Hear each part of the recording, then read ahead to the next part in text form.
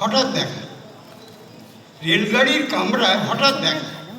ভাবিনি সম্ভব হবে কোনো দিন। আগে ওকে বারবার দেখেছি লাল রঙের শাড়িতে ডালিম ফুলের মতো রাঙা। আজ পরেছে কালো রেশমের কাপড়, আঁচল তুলেছে মাথায়। কি যেন একটা গভীর দূরত্ব ঘটিয়ে নিয়েছে নিজের চারদিকে। যে দূরত্ব সর্ষে ক্ষেতের শেষ সীমানায় শালবনের এলাকা। থমকে গেল আমার সমস্ত মনটা। চেনা লোককে দেখলাম অচেনার গাম্ভীর্যে। হঠাৎ খবরের কাগজ ফেলে দিয়ে আমাকে করলে নমস্কার।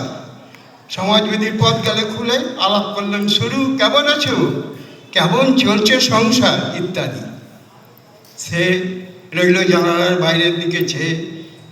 কাছে দিনের ছোঁয়াচ বার হওয়ার চাউনিতে দিলে অত্যন্ত দুটো একটা জবাব, কোনোটা বা দিলেই না, বুঝিয়ে দিলে হাতের অস্থিরতায় কেন এসব কথা। এর চেয়ে অনেক ভালো চুপ করে থাকা। আমি ছিলেন অন্য বেঞ্চিতে ওর সাথীদের সঙ্গে। এমন সময় আঙুল নেড়ে জানালে কাছে আসতে। আরে মনে হলো কম সাহস নয়। বসলুম ওর এক বেঞ্চিতে।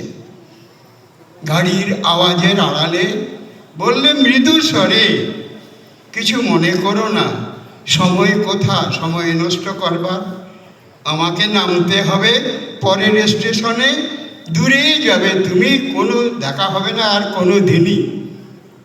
তবে যে প্রশ্নের জবাবটা এতকাল থেমে আছে শুনবো তোমার মুখে, সত্য করে বলবে তো? আমি বললেন বলবো। কিছুক্ষণ রইলেন চুপ করে। তারপর সে গাড়ির আকাশের দিকে তাকিয়ে জানায় বলল, আচ্ছা আমাদের গেছে যেদিন একেবারেই কি গেছে, কিছু কি নেই বাকি? কিছুক্ষণ রইলেন চুপ করে। তারপর বললেন, রাতের সব তারাই আছে দিনের আলোর গভীরে। খটকা লাগলো, কি জানি বানিয়ে বললেন নাকি। ও বললে, থাক এখন যাও তুমি ওদিকে।